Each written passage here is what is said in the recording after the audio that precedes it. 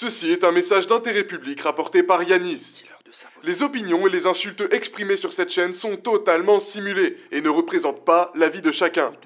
Peu importe, les événements et les messages apparaissant dans cette vidéo ne sont pas à prendre à la légère. Les enfants ne devraient pas prendre part au visionnage de cette chaîne YouTube s'ils n'aiment pas être brusqués par des critiques. Yanis n'est pas responsable de vos actions, ni de vos goûts de merde. En visionnant cette chaîne YouTube, vous acceptez de ne rien reproduire chez vous. Et autre chose ? Ouais, réécoutez La vie en violet d'Ateyaba. Contrairement à ce qu'on peut penser, mes premiers souvenirs de rap, c'est aussi du rap américain. Et à l'époque, quand j'étais gamin, toute ma vie se résumait en gros à attendre que l'année scolaire en France se termine pour aller rejoindre ma famille en Algérie en juin avant de revenir la veille de la rentrée en France. Et si mes vacances ont été bercées par la plage, la pêche, la cuisine de ma grand-mère et le coiffeur du quartier à Oran qui me claquait bien fort la nuque après un dégradé bancal en me disant « c'est l'artiste », un des trucs que je préférais c'était passer du temps avec mes grands cousins. Et forcément, quand on a des grands cousins, on a envie d'être un grand cousin, on a envie d'être ses grands cousins. Et mes cousins en Algérie, ils étaient matrixés par le rap américain. Et pour eux, le seul rappeur français, c'était Booba, sinon ils passaient leur temps à se bousiller à tous les albums Carrie, dont Eminem. Et c'est assez paradoxal parce que Eminem, ça raconte quand même le déclassement social d'un blanc qui reste un white trash. Et mes cousins du bled, qui n'étaient ni white ni trash, et qui étaient surtout amateurs de gangsta rap à l'époque, à la 50 Cent, ça aurait pas dû trop leur parler, Eminem. Et pourtant, si. Et c'est comme ça qu'Eminem est devenu le rappeur qui a probablement fait le plus partie de mon enfance. C'était le rappeur que tout le monde écoutait, on pétait notre crâne sur ses couplets, et quelques phrases marrantes qu'on arrivait à traduire, et 8 Mile avait matrixé toute une génération. Et avec le recul, je reviens pas tant que ça sur Eminem, sa carrière en dents de scie et la baisse de qualité de ses projets depuis 2009 m'a un peu éloigné de sa musique, même si ça m'arrive de temps en temps de piocher comme ça un ou deux morceaux. Pourtant, s'il y a bien un projet de Eminem que je retiens et sur lequel je reviens systématiquement et qui est de loin mon préféré, l'un des albums les plus farfelus que j'ai pu écouter, je veux bien sûr parler de The Slim Shady LP de Eminem.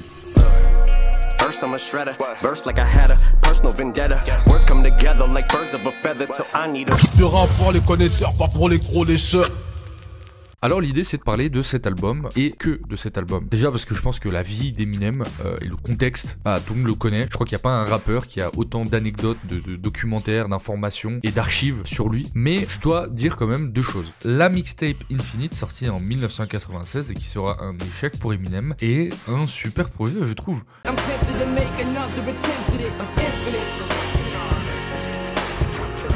Ce qui fera défaut à cette mixtape, c'est quand même que effectivement ça ressemblait beaucoup trop à ce qui se faisait en ce temps-là. Et l'idée qu'on lui reproche de pas être assez original est quelque chose qui a sûrement dû le travailler, voire même le traumatiser pendant des années de déprime sous drogue, alcoolisme, qui le poussera notamment à faire une tentative de suicide avant de trouver la réponse à toutes ces critiques sur son manque d'originalité, Slim Shady.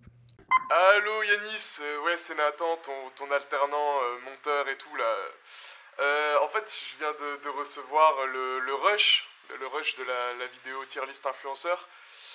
Je vais être honnête avec toi, est-ce que ce serait possible de faire Bellec à l'avenir ?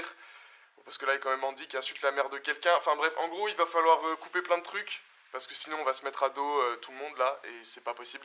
Bref, rappelle-moi, parce que là, il y a un problème quoi.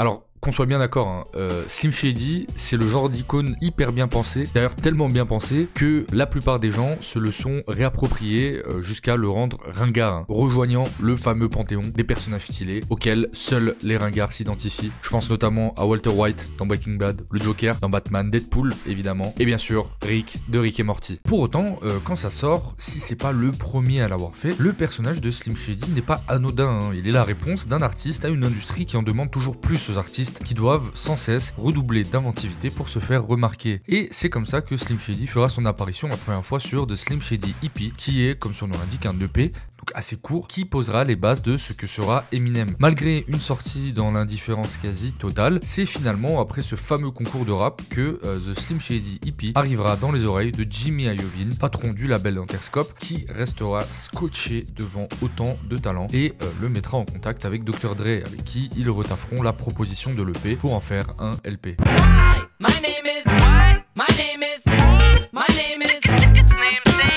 Yo Mario, ouais, c'est Tanguy. J'arrive pas à joindre Yanis. Bon, bref, on s'en fout, quoi. Je viens de voir le flop list, là. Juste, c'est quoi le problème avec les gars qui portent des Adidas Gazelle? Non, faut qu'il arrête de dire des trucs comme ça, hein. Moi, je te jure, je vais appeler des gens. Je peux te dire, il sera pas invité au Flamme, hein. Et dis-lui qu'on l'emmerde avec sa pelle de con, là. Ah, bref, ça me saoule, tu connais, quoi. Bon, j'arrive même pas à avaler ma ligne tellement ça me m'éballe. Ouais, bref, salut, mon G. Jamais un album m'avait autant fasciné, à la fois par ses flows complètement frénétiques et en même temps très scolaires dans le bon sens du terme, mais aussi parce que ça racontait. The Slim Shady LP, pour moi, c'est vraiment un film auditif. Alors, ça raconte pas d'histoire, mais c'est vraiment la peinture d'un univers ultra défini, comme a pu l'être dans un registre complètement différent, Good Kid, Mad City de Kendrick Lamar. Et les morceaux, on peut les diviser plus ou moins en 3 catégories. La première, c'est les morceaux un peu gaulerie, goofy à la Slim Shady, représentés ici par le hit My Name Is ou encore I'm Shady, où c'est souvent Slim Shady qui rappe des trucs de détraqués. Wanna copy me and do exactly like I did? Try sit and get fucked up worse than my life is. Les seconds morceaux, plutôt sérieux, où on sent que là c'est vraiment le Eminem tiraillé de l'époque, avant qu'il rencontre Dr. Dre et que ça commence un petit peu à marcher sur lui. Du coup, c'est souvent des morceaux qui datent, et le plus souvent, c'est les morceaux qu'on retrouve sur l'EP de Slim Shady. Brain damage ever since the day I was born. Drugs, what they used to say I was on. Brain Damage par exemple, le storytelling de son agression à l'école par Angelo Bailey, un mec qui lui a pété le nez sur un lavabo avant de le laisser dans le coma dans une flaque de sang, et il s'est réveillé d'ailleurs plusieurs jours plus tard à l'hôpital, a subi une rééducation et a encore des séquelles aujourd'hui. Le fait qu'il cite nominément l'agresseur dans le son lui vaudra une attaque en justice qu'il gagnera, ce qui vaudra d'ailleurs de la part du juge un verdict en rappant. Et la troisième catégorie, c'est les skits, ces sketchs courts avec des personnages complètement what the fuck incarnés le plus souvent par Eminem. Vas-y, appelle ce connard là, allez. Allez. J'ai 2-3 mots à lui dire, putain, à lui faire comprendre. Merci pour votre appel. Bonjour, que puis-je faire pour vous? Merci. Je dois passer un appel de courtoisie s'il vous plaît. Pouvez-vous me donner le numéro? Le numéro c'est 06 54 63 92 17. Très bien. Donnez votre nom au signal sonore. Tito en breton de Normandie, répondeur de merde là, putain. Salut, le rap en mieux. C'est qui? C'est Titou en breton. Qui? Titou en breton de Normandie, ça le fout, va. Normandie? Ouais, tu veux que je... Personne en Normandie. Tu veux qu'on rigole sur l'album de Black M ensemble? Hein? Oh ouais, ça te ferait plaisir, hein, qu'on se moque de ce super album de Black M que t'as défoncé gratuitement. Mario? Tu veux pas qu'on fasse une reprise de Dr. Snitch ensemble, Yanis? Ils vont trouver ça marrant, tes abonnés intolérants. C'est qui ce malade? Tu penses que je rigole? Mes potes Esteban et Corentin, tu crois que c'est des rigolos aussi? Fais ta reprise tout seul, connard. Le tout forme un ensemble assez cinématographique qui m'a rappelé à quel point un album à l'époque, putain, c'était un album, une proposition ultra définie qui arrive à te faire tenir sur 20 morceaux avec des titres tous aussi originaux les uns que les autres. 97 Bonnie and Clyde, c'est un de mes morceaux préférés, je trouvais ça tellement cool qu'un mec rappe aussi bien en racontant comment il balance à l'eau le cadavre de sa femme qu'il a tué, le tout accompagné par Hailey, sa fille qui était bébé à l'époque et qu'on entend vraiment dans le son. Sans oublier que bon sang, ça rappe bien, mais qu'est-ce que ça rappe bien. Je continue à être fasciné par les flows qu'il a pris sur cet album. On pourrait parler 10 ans de la qualité des prods de Dr. Dre, de ce que ça dit d'être un white trash aux États-Unis et d'être dans la misère, ou encore, je sais pas, des rimes et des multisyllabiques de fou, mais tout ça serait rien sans la putain de technique qu'il met au service d'un propos pertinent. De Slim Shady LP, surtout, c'est bien rappé de A à Z. C'est hallucinant de technique, sans jamais à aucun moment que ça fasse branlette multisyllabique. C'est une mine d'or d'excellentes rimes, de flow bien pensé, distillé, avec le style d'un mec qui en a clairement rien à foutre. La nonchalance d'un type qui est passé à côté du suicide et qui avait plus de couches pour sa fille d'1 an, pour qui la vie était un jeu auquel il avait déjà perdu. L'album surfe comme ça, un peu entre culture white trash mais pas trop hardcore, l'horrorcore mais light, l'insolitude mais toujours avec humour, donc on sait pas trop. Le tout forme un ensemble compact et homogène qui rend tout le narratif de Eminem ultra facile d'accès et compréhensible, n'en déplaise à beaucoup de puristes qui l'accusaient de n'avoir rien inventé. Et là, alors accrochez-vous parce que je vais vraiment dire quelque chose qui va soit vous faire sortir les yeux de vos orbites, soit vous donner envie de retrouver mon adresse pour m'empoisonner. C'est que, en réalité, la comparaison avec Orelsan sur Perdu d'avance, je la comprends. Oui, j'ose parce que ma comparaison se fait pas forcément sur la couleur de peau.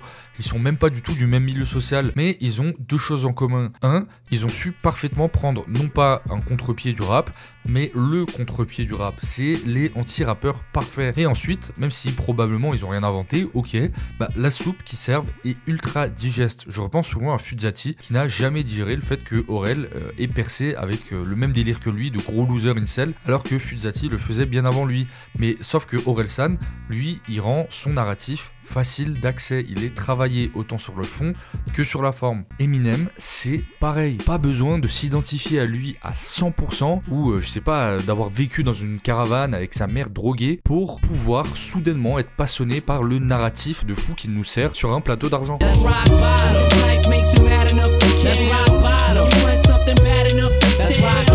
Et enfin, pour moi cet album il me marque et il marche parce que pour moi c'est vraiment l'album du premier artiste qui a trop le seum. Eminem sur ce projet il a un seum qui est incomparable. La réalité c'est que Slim Shady c'est pas son alter ego, hein, c'est juste un prétexte qui permettait d'exprimer cette rage de façon conventionnelle et de pouvoir dire c'est pas moi qui l'ai dit, c'est lui, comme pourrait le faire un ventriloque. Mais cet album, derrière ses vannes, ses skits ubuesques et ses prods de zinzin, porte en réalité les stigmates d'une vie complètement merdique d'un bouseux du fin fond du Michigan qui a du mal à trouver sa place dans ce monde et qui met des mots dessus.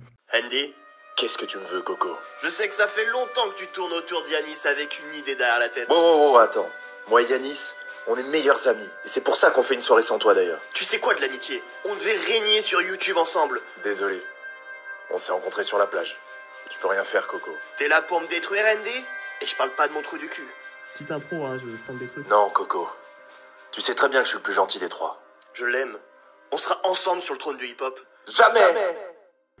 Plus tard, Eminem restera tout aussi sincère dans ses projets, mais son discours n'aura jamais une telle résonance. Et c'est ce seum ultime, le seum avec un S majuscule, que j'ai jamais réussi à retrouver. Ce seum qu'on ressent pratiquement sur chaque rime, chaque texte, et qui fait que pour moi, c'est sans hésiter le meilleur album d'Eminem.